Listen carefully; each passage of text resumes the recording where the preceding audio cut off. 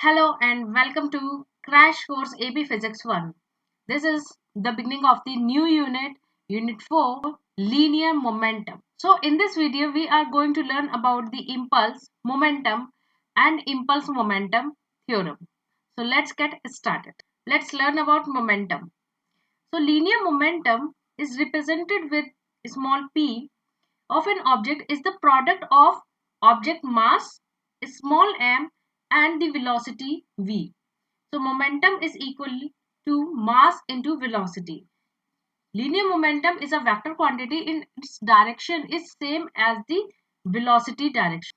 SI unit of linear momentum is kg meter per second. Let's find out the linear momentum of this ball. So the mass of this ball is 0.15 kg and the velocity is 5 meter per second, and this is the positive direction and this is the negative direction. So this is positive velocity, positive direction velocity. So the momentum for this ball would be equal to mass into velocity, and velocity is positive in this case, so 0.15 into 5, so it would be 0.75 kg meters per second. This is the momentum of this ball. Let's find out the momentum of this truck. So the mass of the truck is 2000 kg and the velocity is 8 meter per second. Since this velocity is towards negative direction, so I can write it is negative. Momentum would be equal to mass into velocity, and velocity is negative in this case, so I can write 2000 into negative of 8. So the momentum is minus 16,000 kg meter per second. Next topic is impulse. So impulse is the force into delta time. So when an object is in contact with another object for very less time, this delta t interval is very less time, very short time, then the force imparted to the object is equal to the impulse. So impulse is equal to the force into delta t. Impulse is a vector quantity and has the same direction as the average force. Let's understand impulse through this example. This bat is hitting this ball and the ball is in contact with the bat for a very short amount of time, delta t time. So impulse for this case would be equal to the average force into time interval. Let's come to next topic, impulse momentum theorem. According to this theorem, impulse is equal to change in momentum. Let's understand from this example where the ball is coming with v0 velocity towards the bat. At the moment for the delta time t, a force would be imparted from the bat to the ball. As this bat hit the ball or applied the force on the ball, the velocity of the ball would be changed. So that's why impulse would be equal to final momentum minus initial momentum. This theorem can be derived from the second Newton's law. Second Newton says that the F net is equal to the mass into acceleration, or acceleration I can write delta V into delta T is equal to the F net. Taking delta T to the other side, so it would be F net into delta T is equal to mass into change in the velocity. So this F net I can write average force into delta T is equal to mass into V final minus M into V initial. So this is impulse and this is change in moment. Let's solve some of the numericals. A base ball of mass 0.4 kg has the initial velocity of V0 minus 38 meter per second. Here the negative is indicating the direction of the ball. So I am considering this as negative direction, this is positive direction. So initially the ball is approaching with the velocity of 38 meter per second, or negative of it, because the direction is towards the left. We have chosen the direction of approach as the negative direction. The bat applies an average force of F that is much larger than the weight of the ball. The ball departs from the bat with a final velocity of 58 meter per second. After hitting the bat, it departs with velocity 58 meter per second. Determine the impulse. So from the theorem, we know that impulse is equal to the change in momentum. or I can write final velocity minus mass into initial velocity, or I can write mass into final velocity minus initial velocity. So let's substitute the value. So mass is 0.14, final velocity is 58, subtract minus 38. So when you solve it, it is 0.14 into 58 plus 38. So it would be 0.14 into 96. Impulse in this case would be 13.44 Newton second. This is your first part, and let's solve the second part. Assuming that the time of contact is 1.6 into 10 to the power minus 3 seconds, find the average force exerted on the ball by the bat. So we have to find the average force on the ball. So we know that the impulse is equal to the average force into delta t. We know the impulse is 13.44. Force we have to find, and the delta t is 1.6 into 10 to the power minus 3. And when you solve it, force is equal to 8,400 Newton. Let's solve another numerical which says a clay ball and a rubber ball of the same mass are moving towards a glider which is at rest on a frictionless air track. The ball has the same speed, so the masses are same and the velocity is also same. With the rubber ball moving towards right and the clay ball moving towards left, the ball strikes the glider at the same time. The clay ball sticks to the glider and the rubber ball bounces off it. Which of the following indicates the direction of motion of the glider after the collision?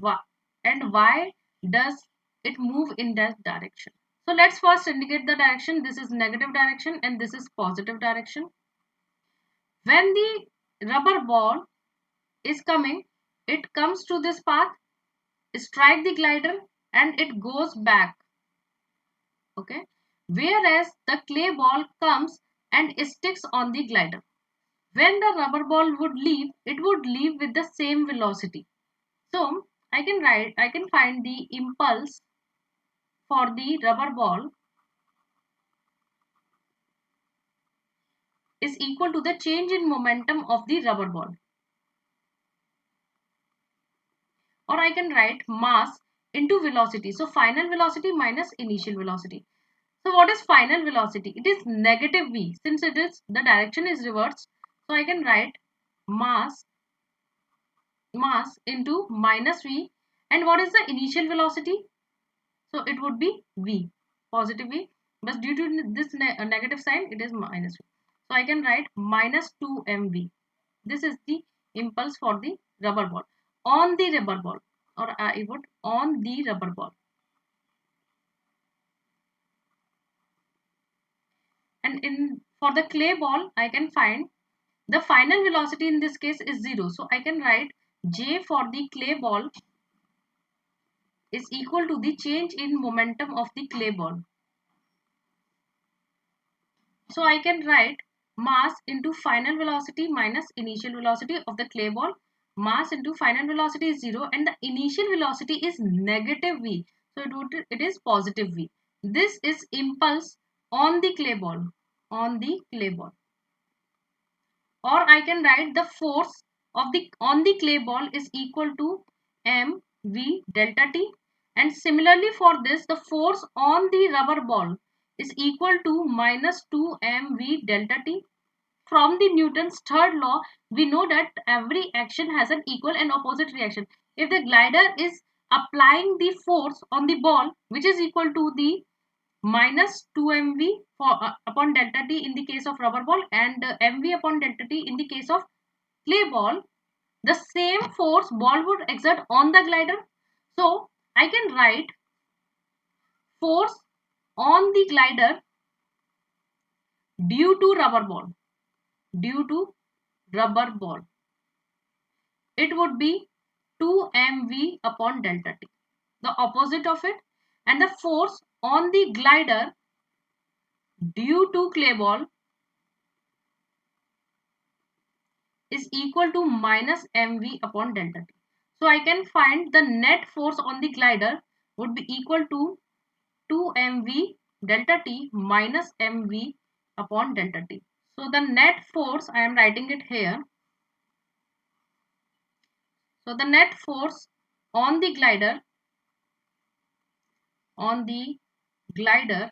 is equal to mv upon delta t. So this is the net force on the glider. So the force on the glider is F net is in the positive direction. So it would move towards right.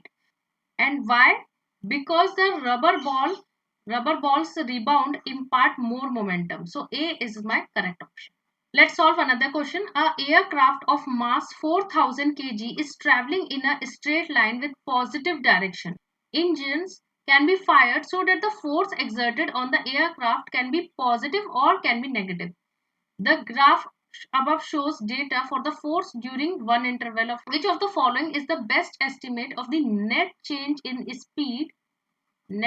of speed from time is equal to 0 to time is equal to 4 seconds. So from the theorem we know that impulse is equal to change in momentum. Impulse, I can write it is the average force into time interval is equal to the mass into change in velocity.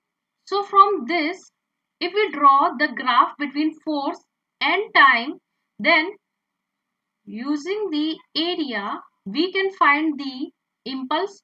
So the area under graph between force on y-axis and time on x-axis, we can find the impulse. So to find the impulse, I can find the area under this graph. So if you carefully draw a line, a best fit line between these data, and from 2 to 3 seconds, this is almost constant or 0, and from 3 to 4 seconds, this is the best fit, negative of 500. So this area would tell me the impulse. So let's find out the area. This area is half, base is 2 and the height is 1000. And this area is 1 into 500. But this area is negative side. So impulse is a vector quantity. So I would take accordingly, like it is positive 1000. It would get cancelled. So it is 1000 minus 500. So the impulse in this case is 500 Newton second. I can equate it to change in momentum, mass into change in velocity. So it is 500 is equal to mass of the aircraft is given, which is 4000, into change in velocity. Change in velocity for 0 to 4 seconds, it would be 500 divided by 4000 is equal to change in velocity, and change in velocity it's approximately coming as 0.125 meter per second. So this is positive, right? So the approximate answer is B is the correct option. If you have any doubt regarding the video or you want any mentoring or tutoring from me, you can email me on forcetra.physicss@gmail.com, or you can scan this to DM me directly.